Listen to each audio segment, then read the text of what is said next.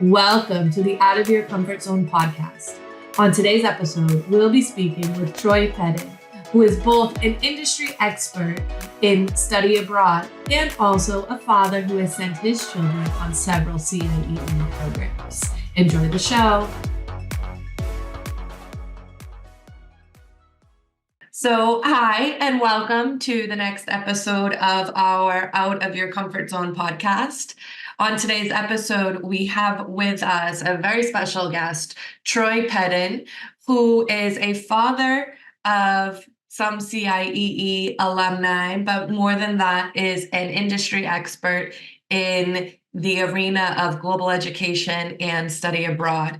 Troy has been working in study abroad since 1991, when he was the first study abroad coordinator at CU Denver. He also worked at Jacksonville University, right, as study abroad coordinator. And in 1997, Troy founded goabroad.com, right, and the Go Abroad Foundation, which is an initiative that aims to increase cross-cultural awareness and to help organizations gain that financial sustainability to be able to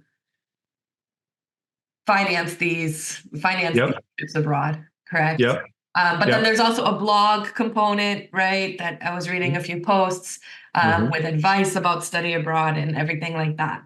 So my first question for you today, Troy, thank you so much for being here. My pleasure. My question for you to start off would be, where did this desire to travel and to see the world come from for you? When did you what was your first experience to go abroad? And, how did that become instilled within you and guide you through a lot of your career decisions and the decisions that you've made raising your children, to dedicate a life to creating cross-cultural relations? Sure. So my family's from South Dakota, and I grew up in a rural farm town in the Midwest. And so I had limited horizons and perspectives. And my first travel abroad was volunteering abroad as a teenager. And it really changed my life. It changed my goals. It gave me it changed my mind on how I thought things were and how things should be. And I've been addicted since then. And there's a great push for increasing diversity in international education today. And I will say, and this might not be popular, but the majority of students who study abroad are young women. And I feel like a lot of times women are already the choir. They're tuned into cultures.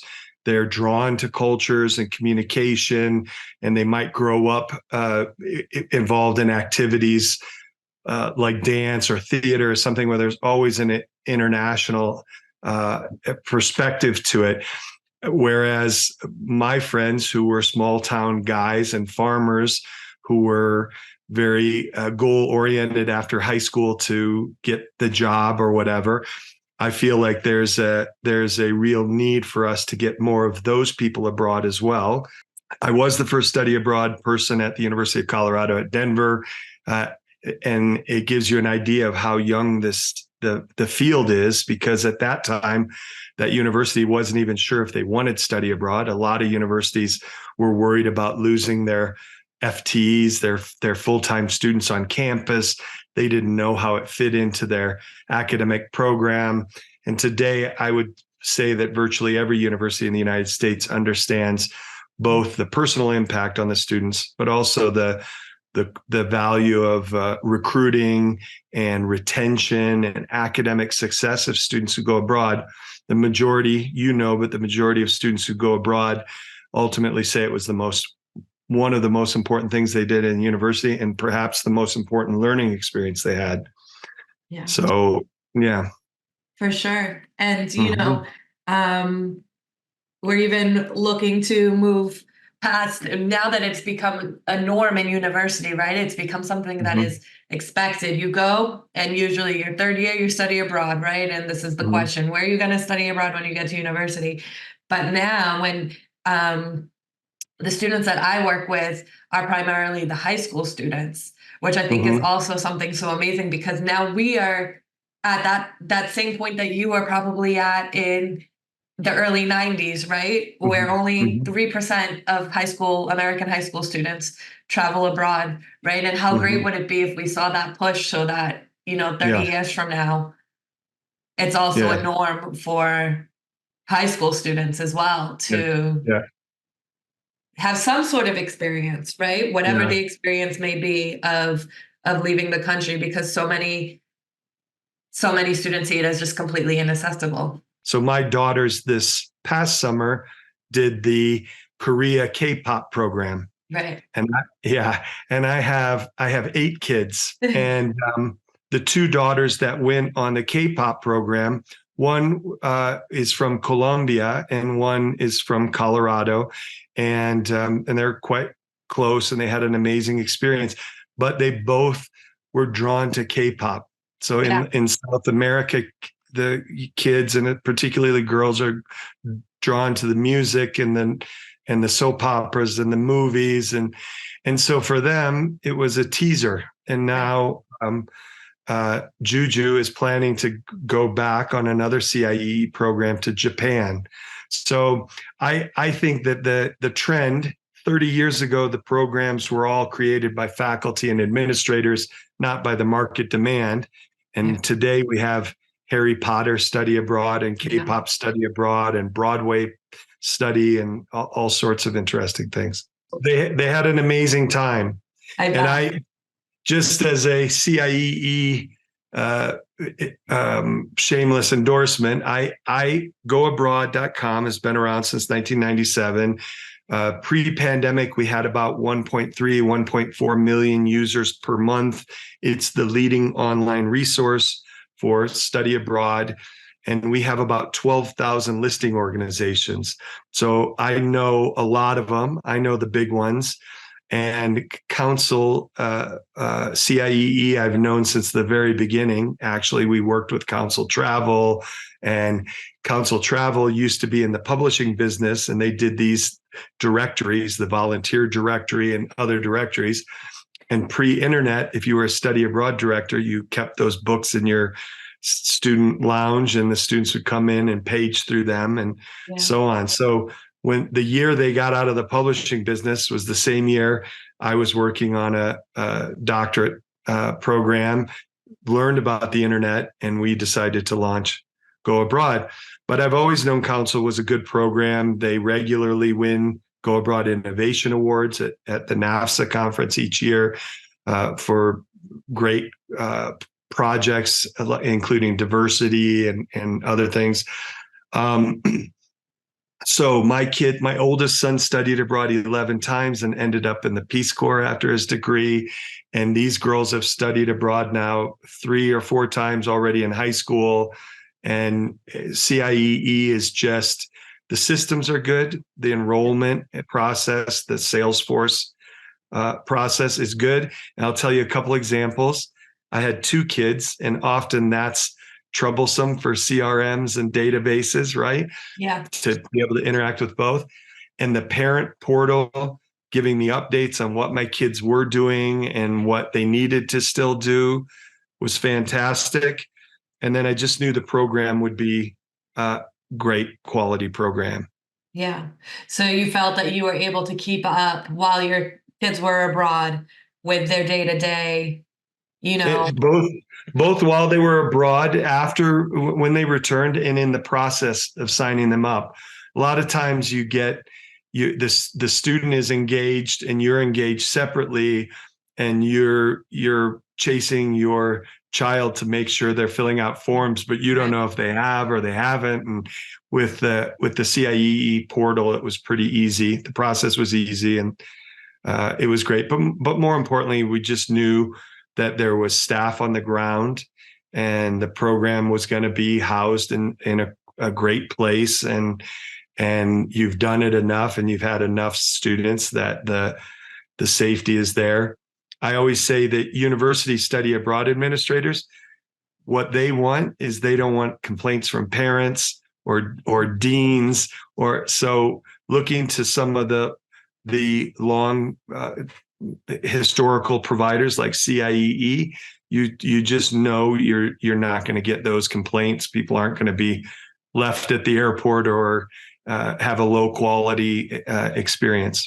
Yeah, it's a well-oiled machine at this point, right? Yeah. All of these logistics. Yeah. Great. So, what would you say as somebody who has sent their children abroad, and not necessarily just with CIEE, but just the experience of studying abroad in itself, somebody who has chosen to send their own children abroad and working to send students abroad for so long, what have been some of the benefits, some of the greatest benefits that you've borne witness to? As I think the most important thing is sort of the emotional transformation, I guess, the confidence, the ability to make friends, quickly, the ability to you on a program, especially a short program like the high school programs, they've got to show up at each scheduled event. They've got to get up on time on their own. And they are obliged to participate in things they might not sign up for at home. Yeah. So, right, you get in the study abroad experience, it's a bit like all these kids are on the same experience. They have to do the same things. They can't escape to their bedroom. And I just think they come back confident. They come back with knowing more about what they want to do. And then I think at the university level, you sometimes, hopefully, the kids gain a bond with that local culture that lasts the rest of their life.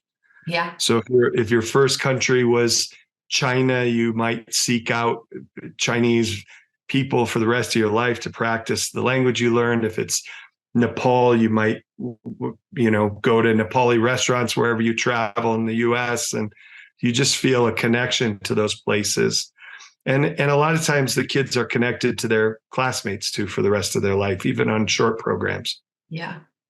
I mean, I have the example of myself, right? I studied abroad with CIEE in college 13 years ago, and, still consider a lot of the classmates that I studied with some of my closest friends. Actually, one of the women who was a little older than me, not too much, was one of the center advisors then, is now also one of my closest friends, right? Nice. 13 years later. But then I see it on the other end as well. I was a program leader for a high school program in Lisbon in 2021, and I still see those kids interacting on social media, right? They're still, now we're only 2 years out, but they've created such a strong bond that I believe that they're going to continue to be friends for a very long time. Definitely. Yeah. And then, like you said, right, it's that taste. It's that taste of traveling abroad. And where have we ever heard of somebody who left the country once and then said, okay, I'm done, right? I'm satisfied. Right. It's just to lead you down that lifelong path of constantly wanting to see more and know more. I think also parents today recognize the career impact of the education abroad and the internships abroad and the need to be global. And I think COVID showed us that the whole world and the whole workforce can go remote. And what does that mean? How are you going to, you don't have to just get along with people in your hometown. You need to be able to work with people around the globe. Exactly. Yes, we live in a every day more and more globalized and interconnected world, right? Yep. And so that kind of goes back to the next question that I had, that was a way to tie together the mission that you have outlined with Go Abroad that I think aligns so perfectly with the CIEE mission. And I think it's just something that is intrinsic to study abroad and the mission of any organization like this, right? That wants to connect the world and that wants to build bridges and close cultural gaps. And what do you see as the benefits of society as a whole? How do these students going abroad then, make a positive impact when they get back home? What is your view on that? Yeah, I think I am brought back to the 9/11, and afterwards there was a movement, a small movement against allowing international students in the United States, and particularly Saudi students and certain types of students. And Colin Powell was a voice of moderation at that time, and he basically said, allowing these students in is our hope that they will know that we're related to them and that we're good, we're decent people and so on. And I think that's part of it. I also think that anybody who spends any time abroad and has any sort of immersive experience just realizes we're all part of the same family and we have all got the same goals in the end. For me, I don't know, it might sound sappy, but for me, it's so critical. And I think a lot of the language we've heard in politics in the last decade or less talk about people with really broad generalizations. And it's just such a mistake. And you don't do that if you've ever been abroad. If you've ever done a homestay in a country, you'd never refer to those people as criminals. If you've ever done an internship and worked alongside people or sat in a classroom with local students, you would never refer to their countries as being horrible places or anything like that. So I think it's more important now than ever. I think there is, what's nice is that this generation of students is so connected via social media and TikTok that they are constantly getting a wave of cultural perspectives. And they're not always accurate, but they get to see people like them abroad doing things that might be interesting to them. And it just shrinks the world a little bit. But obviously the best way to do it is to get as many kids abroad as possible and make as many connections as possible. For sure. Well, thank you. Thank you, Troy, so much for this conversation. Anything that you would like to add before we finish? Any advice for somebody looking to study abroad or for a parent looking to send their kid abroad? Well, thanks for having me. I would just say parents have a tendency, and I do it myself, to be these helicopter parents and be super involved in the kids' experience. And I think sometimes the best thing to do is to let them figure out their answers abroad and not let them rely on calling you because they don't like their roommate or their air conditioning is not working or whatever. So I would just encourage the parents, some of who are my generation, to also let the kids own the experience and work through the culture shock, which they're going to have. Right. And things are going to be different. And when they come out on the other side, they're going to be the better for it. Great. Yes. Even though those European summers without air conditioning is definitely rough for American teenagers, right? That's true. That is true.